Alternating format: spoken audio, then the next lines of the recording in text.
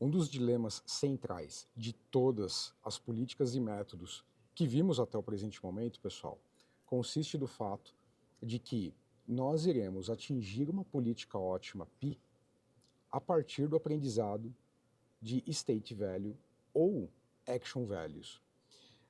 O ponto é, nós precisamos aprender a partir de várias interações, de vários action values ou state values, qual é a melhor política, mas a gente precisa primeiro explorar.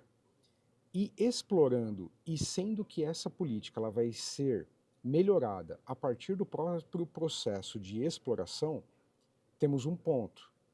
Como que a gente garante a exploração de todas as situações possíveis enquanto procuramos uma política determinística, sendo que a própria política ela recebe um improvement a partir do processo de exploração. Então veja que é um dilema. Para você chegar na política ótima pi determinística, você precisa explorar.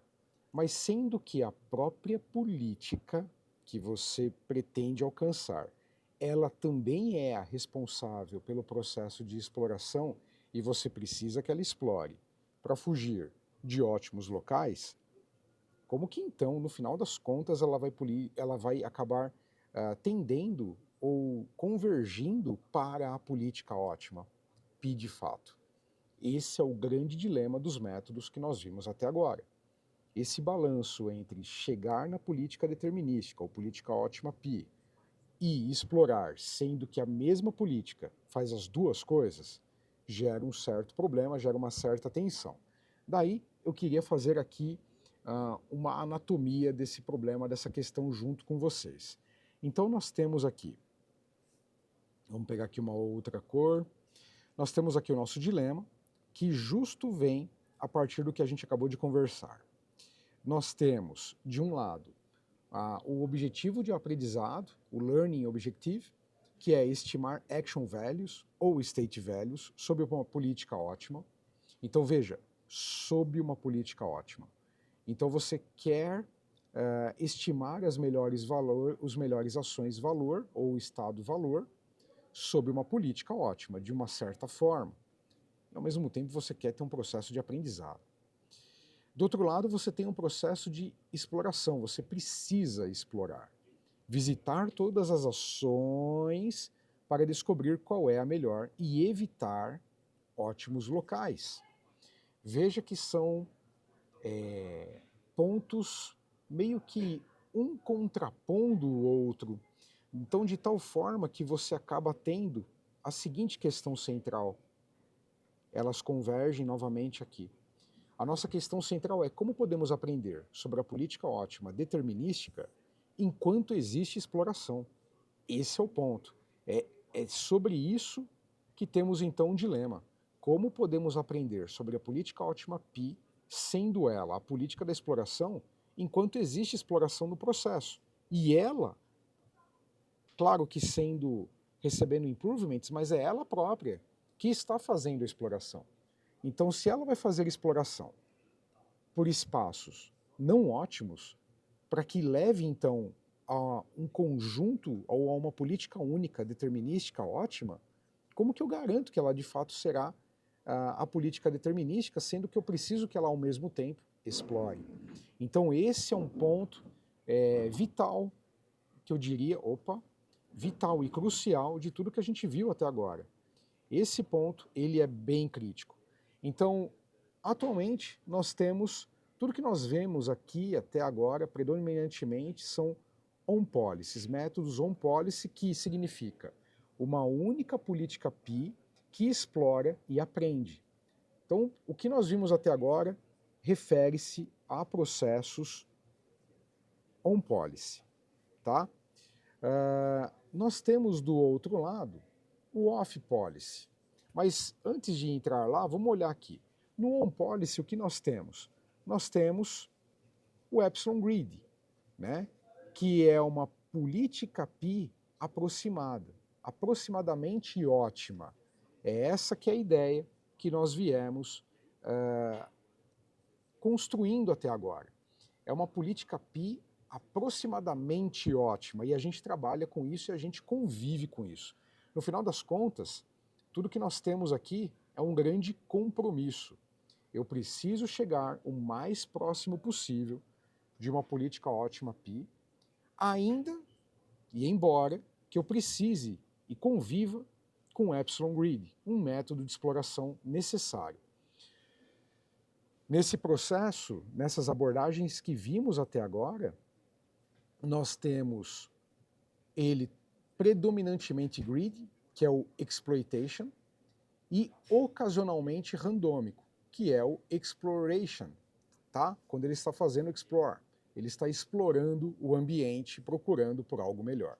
Então isso é o que nós vimos até agora, e no fundo tudo isso é um grande compromisso para alcançarmos uma política PI aproximadamente ótima.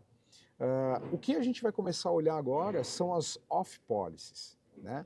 Onde ela tem a separação da função de ser uma política PI determinística e de ser uma política exploratória behavior, onde a gente vai ter um big behavior, cuja será uma política que vai realmente explorar.